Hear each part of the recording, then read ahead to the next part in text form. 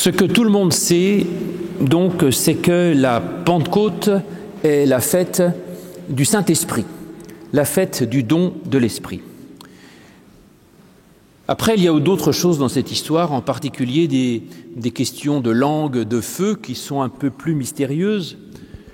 Encore que l'Esprit, on sait que c'est la fête de l'Esprit, mais personne ne sait très bien ce que c'est que le Saint-Esprit, donc il faudra qu'on en parle.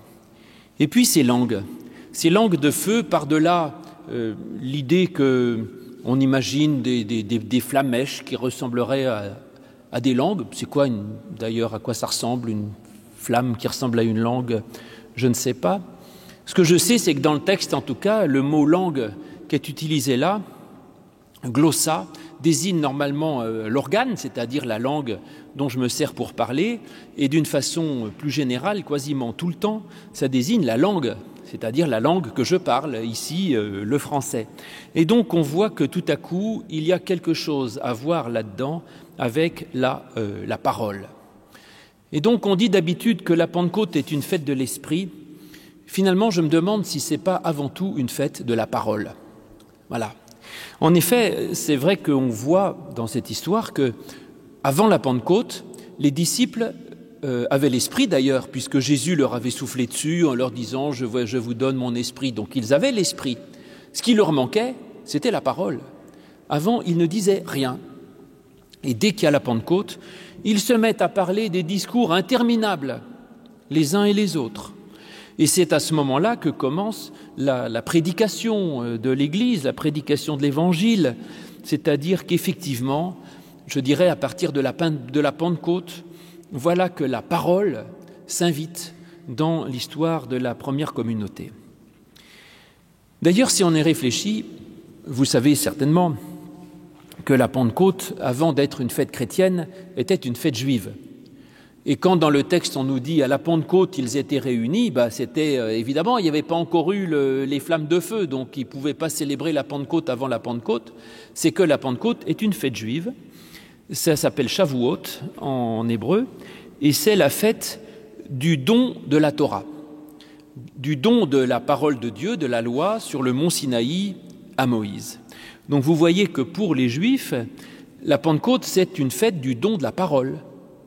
Et que de la parole, il n'y a pas d'esprit là, tout à coup. C'est bizarre, dans une fête, il y a de l'esprit et on oublie la parole, et dans la fête juive, en fait, on n'a que la parole, et a priori, où est l'esprit dans la fête de Pentecôte juive? Eh bien, en fait, il est présent quand même. Parce que dans le judaïsme, les deux sont liés. Parole et esprit sont absolument liés, c'est-à-dire que quand Dieu donne son esprit, eh bien, la parole surgit. Dieu inspire, ce qui veut dire donner son esprit, le prophète, et le prophète, plein de l'esprit de Dieu, parle. Autrement dit, la parole et l'esprit sont, dans le judaïsme, absolument liés. Et les Juifs pensaient d'ailleurs, à ce moment-là, que Dieu avait donné son esprit au temps de Moïse, donc il a reçu la loi, qu'ensuite Dieu donnait son esprit aux prophètes, que les prophètes ont donné les paroles. Et les Juifs pensaient à ce moment-là que depuis les derniers prophètes, mettons Malachie, le dernier dans nos livres en tout cas, l'Esprit avait cessé de souffler et que donc il n'y avait plus de prophétie.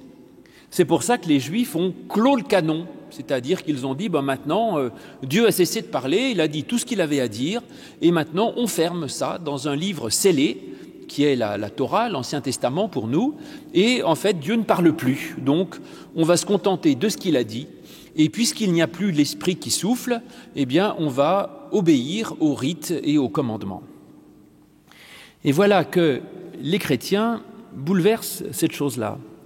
Et voilà que tout à coup, ils prétendent que l'esprit se remet à souffler et que par conséquent, de nouveau, une parole prophétique est possible. Autrement dit, je dirais la Pentecôte, c'est la réouverture de la Bible. C'est pas pour rien que finalement, dans notre Bible, nous avons rajouté des livres pour dire, mais si, c'est pas clos, il y a une suite. Et de nouveau l'Esprit parle, de nouveau l'Esprit est donné, de nouveau l'Esprit inspire, et de nouveau il y a une parole qui est donnée, une nouvelle parole, une nouvelle Torah, de nouveaux prophètes qui sont donnés. Et quand je vous disais que dans la théologie juive, l'esprit et la parole sont liés, c'est vrai aussi dans la théologie chrétienne, si on y réfléchit. C'est même d'ailleurs le sens de la Trinité. Bon, alors je n'ai pas le temps de vous faire un cours sur la Trinité aujourd'hui, mais juste une chose. Les chrétiens, depuis le IIIe siècle, disent « Le cœur de notre foi, c'est que Dieu est Père, Fils et Saint-Esprit ». Le grand malentendu, c'est que beaucoup de gens aujourd'hui croient que le Fils, c'est Jésus. Or non, la Trinité, ça n'est pas ça.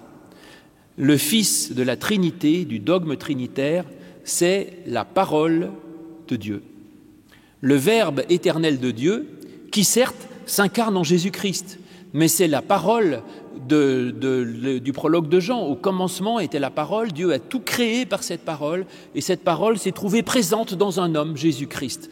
Et donc, autrement dit, le Fils n'est pas Jésus, c'est la parole éternelle de Dieu qui s'incarne dans une personne humaine qui est Jésus-Christ et qui devient divin par la parole qui l'habite.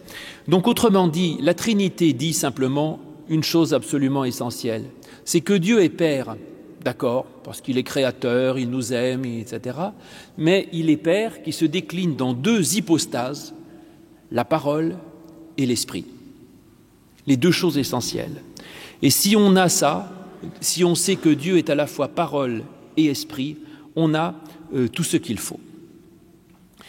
Alors, ça, je vous disais, c'était déjà compris comme ça dans l'ancienne Pentecôte. La Pentecôte, Dieu donne son esprit, par l'esprit on a la parole, etc. Cela dit, nous avons, nous, une nouvelle Pentecôte, c'est-à-dire qu'il y a une réinterprétation, autrement dit, de cette Pentecôte, et la nouvelle Pentecôte ne se passe pas exactement comme l'ancienne, et donc il y a des différences entre la Pentecôte juive et puis la Pentecôte chrétienne. Les différences, elles sont plusieurs. D'abord que les paroles qui sont données au Sinaï, c'est une parole de loi et de commandement. Donc Dieu donne son esprit à Moïse, Moïse rempli de l'Esprit Saint, reçoit les tables de la loi, et donc ce sont des commandements. Dans notre Pentecôte chrétienne, je dirais c'est un peu le bazar. Si on regarde bien, c'est quand même moins bien ordonné, c'est-à-dire que la Pentecôte juive, c'était quand même très en ordre, il y a le peuple en bas, Moïse monte, il prend les tables, il redescend, il distribue les tables, tout ça est très clair, très hiérarchique. Là, dans cette Pentecôte chrétienne, j'avoue que c'est une sorte de joyeux bazar. Tout le monde parle dans tous les sens, il y a du monde dans tous les sens, il y a des gens de tous les pays, de toutes les races, et c'est un tel bazar que certains disent, à mon avis, ils ont bu du vin. Donc il y a une sorte de désordre qui me plaît beaucoup, parce qu'en fait, j'ai peur de l'ordre. L'ordre est parfois une façon de nier l'individu, et que si on est respectueux des individus, c'est difficile d'avoir un ordre absolu, parce qu'il y a des grands, des petits, des gros, des maigres, des blancs, des noirs, des courageux, des moins courageux, des actifs et des contemplatifs. Et donc en fait, l'humanité est tellement diverse que le côté de l'armée qui marche au pas, où on voit qu'une tête et qu'un seul pas, ce n'est pas tout à fait l'image que personnellement je peux avoir de l'Église, et donc j'assume pleinement que dans notre protestantisme ce soit le bazar. C'est ce que disent les gens extérieurs, ils disent « Ah oui, c'est bien votre liberté protestante, mais entre nous c'est un bazar terrible, il y a des centaines d'églises protestantes, chacun crée sa propre église, et même au sein de notre église protestante dite unie, eh bien, il y a des tas de complications et de diversité, mais finalement c'est très bien. » Donc vous disais-je, dans la Pentecôte chrétienne, il y a bien la parole qui vient, mais ce n'est plus une parole de loi. Il n'y a pas de commandement. C'est juste, dit-on, une parole qui dit les merveilles de Dieu. C'est ça, les gens étonnés disent « C'est formidable, on les entend tous dire les merveilles de Dieu dans notre langue maternelle. » Et donc voilà la nouvelle parole qui est donnée aux chrétiens, un témoignage des merveilles de Dieu. Et j'aimerais que ma prédication soit ça. Ne soit pas de vous dire « faites ceci, faites ça, défense de faire ci, ne faites pas ça, obligé de ci, ça », mais soit simplement de dire « mais je vous donne des merveilles de Dieu, je témoigne de tout ce que Dieu peut faire pour moi et qu'il peut faire pour vous, de tout ce qu'il peut donner de joie, d'espérance, de confiance, de résurrection même, et simplement, là, ce que nous donne l'Esprit, c'est d'entendre parler des merveilles de Dieu. Et ces merveilles, on les reçoit comme des cadeaux, sans aucune exigence. C'est-à-dire que les apôtres ne disent pas « Attention, il y a les merveilles, mais ça vous impose des responsabilités terribles. Recevez les merveilles. » Et l'Esprit est donné, juste, il donne des merveilles de Dieu. Donc pas de commandement, mais juste une bonne nouvelle. Juste, je dirais, une nourriture qui nous est donnée pour nous remettre en vie et nous donner un chemin merveilleux qui s'ouvre devant nous. Autre chose, autre petite différence qu'il y a dans cette nouvelle Pentecôte, c'est que dans Moïse, l'Esprit était donné qu'à Moïse en fait. Donc il y a un spécialiste qui lui reçoit l'Esprit et puis ensuite il écoute, la parole lui est donnée à lui seul et puis il redescend et il distribue les paroles et pas l'Esprit. Alors que là, l'Esprit souffle sur tous. Et il y a là d'ailleurs, je le dis peut-être tous les ans où je prêche à la Pentecôte, un grand débat d'exégète. Si vous lisez le début du chapitre 2 des Actes des Apôtres, il est écrit « Alors qu'ils étaient là réunis, donc il vint un grand vent et des langues de feu vinrent se poser sur chacun. » La question c'est qui est ce « ils » ? Alors, quand on regarde les tableaux du temps de l'Église chrétienne triomphante et autoritaire sous le joug de l'évêque de Rome, on imagine les 12 apôtres, et puis qui reçoivent chacun 12 flammes. Mais un bon nombre d'exégètes disent il n'est jamais dit qu'il n'y a que les 12. Et si on lit le verset précédent, on dit que les disciples étaient tous réunis dans la chambre haute, et il y avait même des femmes, vous vous rendez compte ? Et par conséquent, à qui le Saint-Esprit a été donné ? Eh bien, à tous ceux qui étaient réunis là. Parce que c'est quand même terrible. Hein. La Bible a beau nous dire que le Saint-Esprit est donné à tous ceux qui sont réunis là, c'est-à-dire à tous ceux qui sont venus pour louer Dieu, le Saint-Esprit est donné à chacun. L'Église chrétienne a continué d'essayer de revenir dans un système autoritaire pour dire le Saint-Esprit, non, il n'est pas donné à tous, il est donné aux apôtres, et les apôtres savent ce qu'il faut, et eux, ils vont vous dire ce qu'il faut croire et faire. C'est-à-dire qu'on retombe dans une logique finalement judaïque, avec une autorité donnée à une sorte de collège sacré, sacerdotal, et puis le pauvre peuple, lui, n'a pas l'esprit. Comme si seule l'Église était inspirée par Dieu, seule l'Église avait le Saint-Esprit, seuls les pasteurs avaient l'autorité de connaître la vérité. Eh bien moi je vous dis que ce n'est pas ce que je lis dans le texte, et en fait le Saint-Esprit est donné à tous. Enfin, en tout cas, c'est ce que je crois. Et donc l'Esprit souffle pour tous, et du coup il donne une parole. Alors, si chacun reçoit le Saint-Esprit, comment reçoit-il la parole ? Eh bien, l'Esprit est donné à tous, et il a quand même été donné d'abord à Jésus-Christ. L'Esprit de Dieu repose sur lui, esprit de sagesse, de conseil, etc. Et donc, mais en même temps, nous avons effectivement une nouvelle parole, une nouvelle loi, une nouvelle parole de Dieu qui est l'évangile du Christ, et certainement que l'Esprit soufflant sur le Fils de Dieu nous donne la prédication de l'évangile. Mais à la Pentecôte, on va au-delà de ça. Et on dit justement que l'Esprit, il est aussi donné à chacun. Ça veut dire que chacun de nous, nous avons aussi une parole qui nous est dite à l'intérieur de nous-mêmes. Et ça, je crois que c'est vrai, parce que ce qui nous inspire, ça n'est pas simplement la lecture d'un texte vieux d'il y a 2000 ans, mais c'est aussi cette présence de Dieu qui vient parler dans nos cœurs et mettre dans nos cœurs une parole de sagesse, de consolation, d'intelligence, d'amour et de pardon. Ça, c'est ce que saint Augustin appelait d'un terme que j'aime beaucoup, il parlait de la vox cordis, la voix du cœur. Il disait, voilà, il y a effectivement aussi une parole intérieure qui nous est donnée par l'inspiration du Saint-Esprit. Et je pense qu'effectivement, la Pentecôte nous dit cela, et que Dieu continue de parler à chacun dans la prière. Alors la prière, c'est une technique qu'il faut apprendre. Si vous ne savez pas prier, apprenez.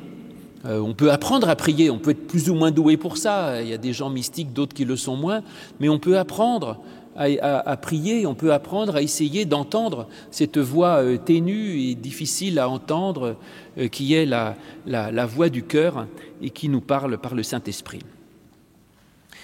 Et puis, effectivement, on nous dit aussi que, donc là, il y a c'est toutes ces petites lumières. C'est également comme l'histoire du buisson ardent, sauf que pour Moïse, il y avait un seul buisson, Pour tout le monde, là, c'est autant de petits buissons ardents. Et donc, chacun de vous, vous êtes un Moïse sur le mont Sinaï avec votre petit buisson ardent personnel. C'est ça, ces petites langues de feu, une parole qui vous est dite. Et je dirais même, cette parole objective, qui est l'Évangile, eh bien, elle vous est donnée à vous comme une parole personnelle. Et c'est pourquoi rien ne peut enlever la lecture personnelle de l'Écriture, parce que moi je la lis à ma manière et vous la lisez à la vôtre. Et je ne peux pas vous dire que ma manière à moi de lire tel ou tel passage, ça doit être le vôtre. Donc chacun de nous, nous lisons cette parole et cette parole nous est donnée comme une parole personnelle et que chacun va interpréter à sa façon. Et je crois que c'est bien comme ça. Et puis de même, là, encore d'autres petites différences, mais là, le texte de la Nouvelle Pentecôte nous dit que c'est donné dans toutes les langues qui sont sur la terre, dans 70 langues, ou je ne sais pas combien. Et alors que la loi de Moïse, elle était donnée dans une langue sacrée qui était l'hébreu. Et là aussi, ça m'intéresse parce que ça veut dire que les réformateurs ont eu raison en disant « il n'y a pas de langue sacrée ». Comme s'il y avait une langue sacrée, qui soit l'hébreu pour les juifs, l'arabe pour les musulmans ou le latin pour les catholiques médiévaux. Mais en fait, il n'y a pas une langue sacrée et je dis si je veux m'approcher de Dieu, il faut que j'apprenne l'hébreu ou il faut que j'apprenne le latin ou le grec ou l'arabe. Mais en fait, Dieu vient me parler dans ma langue, c'est-à-dire dans chaque langue. Ça, je trouve ça assez étonnant, c'est-à-dire que ce n'est plus une religion qui est coupée de la culture, comme s'il y avait notre vie de tous les jours où on parle français, et tout à coup, à l'église, il faudrait parler latin. Alors vous me direz, bon, depuis les années 60, on ne parle plus latin, même dans les églises romaines, mais en fait, on retombe dans le même piège, parce qu'il y a dans nos églises une langue de bois. Et en fait, on est dans la vie de tous les jours et tout à coup, on vient dans les églises et on dit « Remplissez-vous d'allégresse par la miséricorde du Seigneur ». Qui comprend ça? Vous parlez comme ça dans la vie courante à vos enfants, à vos collègues de bureau? Et donc finalement, est-ce que dans nos églises, on n'est pas en train de réinventer une sorte de langue sacrée qui ne veut plus rien dire? Tu dis « Je vis en Christ, je vis en Christ ». Ça veut dire quoi concrètement? Et donc je pense qu'effectivement, là, la Pentecôte nous incite en disant « Vous devez dire les merveilles de Dieu, mais dans la langue des gens. » Voilà, pas dans une sorte de langue de bois sacrée à laquelle personne ne comprend rien. Et puis même, ça veut dire qu'il n'y a pas, en tant que fidèle, d'essayer de faire un effort pour accéder à la parole. Mais c'est la parole qui vient à nous. C'était le sens de notre prédication avec Florence dimanche dernier pour les confirmations. On disait venez comme vous êtes, et notre but c'est d'aller vers les gens, et on va vers ces jeunes, et on va vers vous, vers chacun, en disant il y a une parole pour vous là où vous êtes, comme vous êtes, et on ne vous demande pas d'être différent de ce que vous êtes. La bonne nouvelle, elle s'adresse à vous dans votre langue, dans là où vous êtes, dans votre culture, dans vos croyances, dans tout ce que vous êtes vous-même. Et j'aime cette idée d'un Dieu qui s'approche, justement, qui s'approche. Et voilà, et en fait, ce Saint-Esprit, donc, qui nous est donné à chacun selon notre manière, finalement, qu'est-ce que c'est? Alors, pareil, de même que je vous ai dit que je ne ferai pas de leçon sur la Trinité, ça va être compliqué de vous faire une leçon sur le Saint-Esprit, juste pour vous dire les choses simples, comme ça, vous saurez. Le Saint-Esprit, c'est Dieu. Bah oui, parce que Dieu n'a pas de corps, donc Dieu n'est qu'esprit, donc le Saint-Esprit de Dieu, c'est Dieu. Voilà, la chose est réglée, Dieu, c'est le Saint-Esprit, vous avez déjà appris une chose. C'est pas différent de Dieu, il n'y a pas Dieu d'un côté, son esprit de l'autre. Dieu n'est qu'esprit, Dieu est esprit, Dieu est amour, point. Maintenant, on parle plutôt d'esprit quand on veut parler du mode de présence de Dieu. Si je dis « le Saint-Esprit m'accompagne », vous comprenez, si je dis « Dieu m'accompagne », j'imagine qu'il y a quelqu'un à côté de moi. Donc, si je dis « le Saint-Esprit est présent au milieu de nous », on comprend qu'il s'agit d'une présence invisible, non corporelle, autrement dit. Donc, on parle du Saint-Esprit justement peut-être quand on veut dépersonnaliser Dieu et voir Dieu non pas comme un individu ou comme une chose, mais plutôt comme une présence vivifiante. Parce que c'est ça le deuxième point, l'esprit. Vous le savez, pardon, c'est le souffle. C'est le même mot en hébreu, en grec, tout ça, pneuma. Donc l'esprit, c'est le souffle, et c'est surtout le souffle vital, c'est-à-dire le souffle qui fait que l'on est en vie. Quand on respire, on vit, et quand on meurt, on donne son dernier souffle. L'esprit s'en va, le souffle s'en va. Et donc l'esprit de Dieu, c'est Dieu en tant qu'il est puissance créatrice. Dieu crée en donnant l'esprit, en donnant la vie. Et l'esprit de Dieu, c'est Dieu qui vient pour nous revitaliser, pour nous donner, pour nous relever, pour nous guérir, nous remettre debout, nous ressusciter, nous redonner goût à la vie, nous réconforter, etc. Et donc Dieu, effectivement, le Saint-Esprit, c'est cette puissance créatrice de Dieu qui est encore à l'œuvre. Et vous disais-je, il y a deux choses importantes, la parole et l'esprit. C'est-à-dire la parole, c'est le message, l'intelligence, le contenu. Donc vous lisez l'Évangile, il n'y a pas besoin d'avoir du Saint-Esprit pour lire que Jésus vous dit « Pardonnez-vous les uns les autres et aimez vos ennemis ». Ça, vous pouvez être athée comme les pierres, vous pouvez lire l'Évangile et comprendre ce que Jésus dit quand il dit « Aimez vos ennemis et pardonnez-vous réciproquement ». C'est tout, c'est quand même très simple ça. Et puis il y a le Saint-Esprit, cette présence vivifiante de Dieu qui est de l'ordre peut-être de l'expérience spirituelle. Et je dis idéalement, il faudrait les deux pour être un chrétien complet. Maintenant, chacun est plus ou moins bon dans un domaine ou dans l'autre. Il y a des chrétiens plus intellectuels et des chrétiens plus spirituels, mais idéalement, il faudrait un petit peu les deux. Et en fait, cette dualité parole et esprit, on la trouve même dans les églises les plus évangéliques, par exemple, du protestantisme. Dans les extrémismes évangéliques, je dirais, on trouve les deux extrémismes. Il y a des évangéliques charismatiques qui disent la parole, en fait, j'exagère, on s'en fiche, l'important c'est l'expérience spirituelle. C'est la conversion personnelle, c'est de donner son cœur à Jésus, d'être transformé par l'Esprit, de ressentir cette expérience qui fait de nous des nouvelles créatures, et c'est le baptême du Saint-Esprit. C'est ce qu'on appelle les charismatiques. Et puis, il y a également, chez ces extrémistes évangéliques, il y en a des fondamentalistes qui disent « Mais ce que vous ressentez, je m'en fiche, l'important c'est la parole de Dieu ». C'est d'obéir à la parole qui devient une sorte de loi en fait. Et donc dans la parole, on lit des choses et on obéit à ce que Dieu dit dans la parole, parce que quand Paul parle, c'est Dieu qui parle, donc c'est la volonté de Dieu et on ne peut pas demander à chacun ce qu'il pense sur tel ou tel sujet, c'est la parole de Dieu qui donne sa réponse. Eh bien je dirais que pour être un bon chrétien, il faut absolument maintenir les deux, même si ça peut sembler contradictoire, parce qu'il y en a un qui est objectif et l'autre qui est subjectif, mais si on a les deux, chacun, je dirais, relativise l'autre. C'est-à-dire que celui qui est un peu dans l'ordre de l'expérience personnelle, eh bien la parole vient mettre un peu d'ordre là-dedans et évite que l'expérience devienne une sorte de délire mystique, ou alors évite que quelqu'un, tout à coup, mette comme un exemple universel ce qu'il ressent lui. Or, mon expérience n'est pas universelle. Donc la parole, elle permet de cadrer un peu. Et inversement, celui qui est trop dans la lettre risque de tomber dans une lettre morte, mortifère, et qui est le fondamentalisme. Au nom de la Bible, je condamne, au nom de la Bible, je rejette, au nom de la Bible, je réglemente.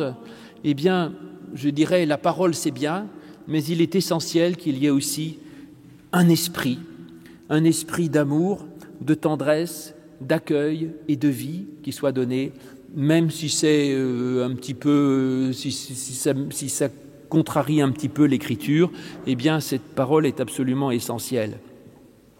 Et en fait, ce débat entre parole et esprit, entre parole et grâce, c'est tout le débat qui court d'ailleurs dans les disputes même internes à notre Église protestante unie. Et par exemple, qu'on avait eu à propos d'un sujet qui fâche tout le monde, enfin qui a fâché beaucoup de gens, sur la question de savoir est-ce qu'il faut bénir et accueillir les couples homosexuels dans l'Église.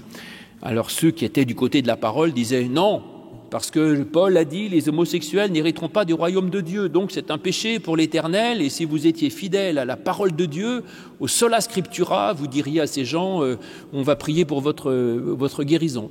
C'est ce que font certaines églises. Et puis ceux qui sont plutôt du côté de la grâce et de l'esprit, sola gratia, disent écoutez, Paul a dit ça, moi j'en sais rien, c'était un contexte historique. Pour moi l'essentiel c'est la grâce. C'est l'esprit, c'est l'accueil, c'est la générosité. Et donc, je n'ai pas à dire un tel, il a l'esprit, l'autre, il n'a pas, et comme s'il y avait des conditions suspensives pour pouvoir bénéficier du don de l'esprit et du don de la grâce dans les sacrements ou dans l'accueil dans l'Église ou dans le don de la bénédiction. En tout cas, je dirais, c'est pour ça que j'aime cette idée dans la Pentecôte qu'il y a ces deux-là, l'esprit et la parole, et cette présence de Dieu en Jésus-Christ. Je vous ai dit, il nous a donné l'Évangile.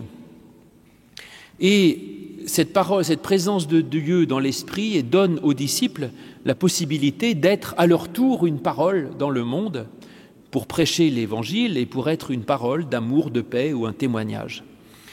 Et donc, si nous continuons de fêter la Pentecôte aujourd'hui, c'est pour dire que nous croyons que le Saint-Esprit continue de souffler pour nous. Et que les langues de feu continuent de nous être données aujourd'hui. On ne célèbre pas un événement passé, mais on dit aujourd'hui c'est la Pentecôte. Donc aujourd'hui l'Esprit vous est donné. Aujourd'hui l'Esprit souffle encore sur vous et l'Évangile n'a pas été donné il y a 2000 ans comme si c'était fini et terminé. Sinon nous redeviendrions des serviteurs d'une parole morte avec un esprit qui ne souffle plus, ce que je ne crois pas. Et c'est ce que dit Paul aussi quand il dit « la lettre tue, mais l'esprit fait vivre ». Donc oui, ce qui nous est donné, c'est un esprit qui continue de souffler. Et donc justement, il faut trouver cet esprit qui permet d'interpréter cette parole qui sinon reste lettre morte et condamnatrice en quelque sorte. Et ça, c'est ce que dit aussi Calvin, qui a dit des tas de choses auxquelles je ne crois pas, mais de temps en temps, il a dit des choses astucieuses. Merci pour lui. En particulier, il parlait du témoignage intérieur du Saint-Esprit en disant la parole est parole de Dieu par le témoignage intérieur du Saint-Esprit. Quand j'étais petit, je me disais c'est un peu facile. Il dit comme il ne peut pas le démontrer, il dit c'est Dieu qui me le dit. Donc il me dit prouvez-moi que c'est la parole de Dieu. Je dis c'est le Saint-Esprit qui me l'a dit. Ok, je ne peux pas discuter. En fait, c'est pas ça que voulait dire Calvin.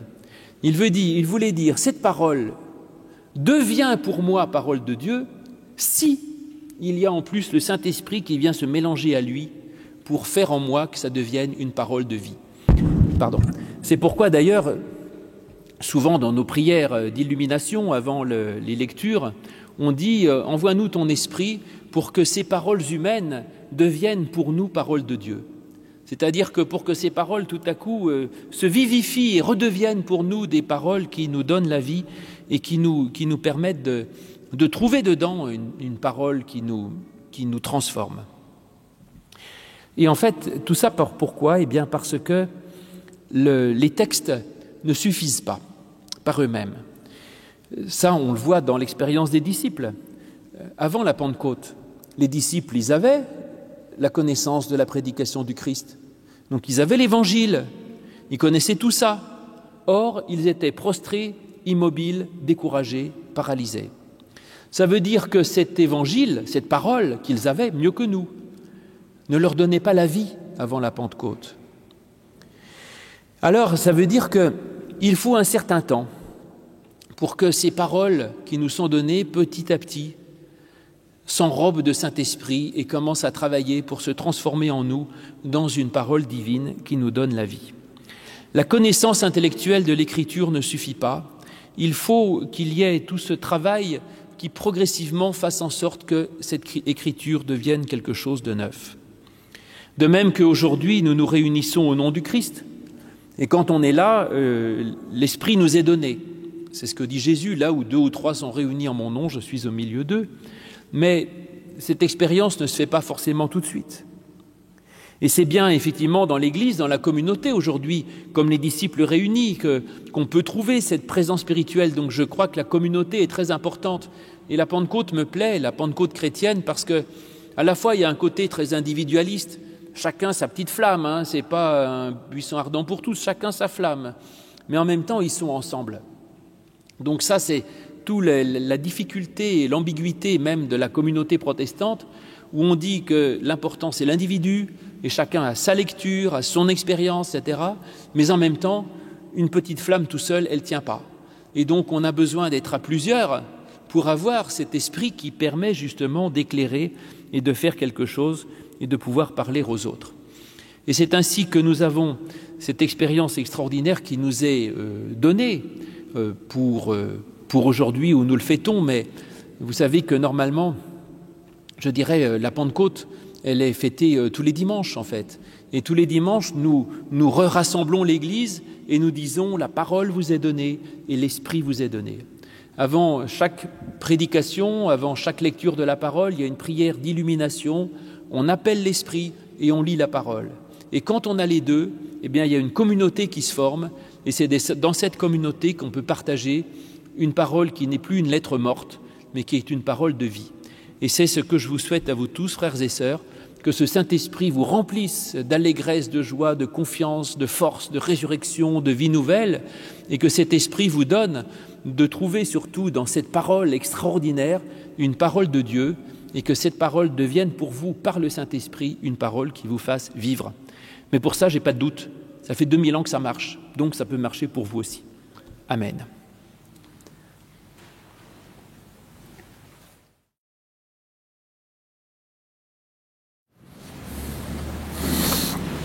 Aujourd'hui donc, nous sommes le jour où nous célébrons la Pentecôte et sans grande surprise, je vous propose d'en entendre le récit dans les Actes des Apôtres au chapitre 2.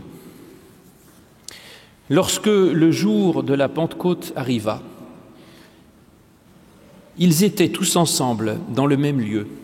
Tout à coup, vint du ciel un bruit comme celui d'un souffle violent qui remplit toute la maison où ils étaient assis.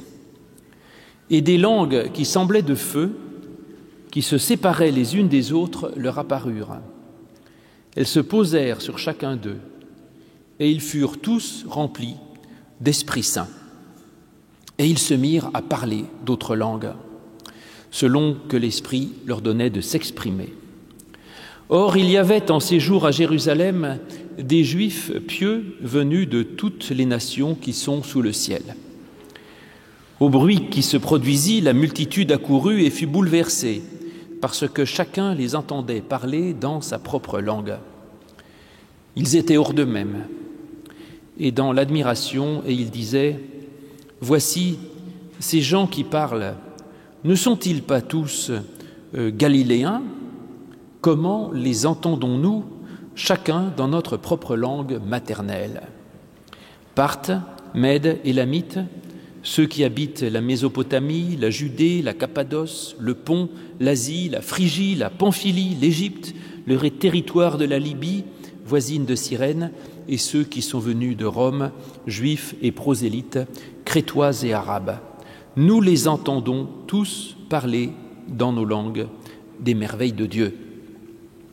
Et tous étaient hors d'eux-mêmes et perplexes, et se disaient les uns aux autres « Que veut dire ceci ?»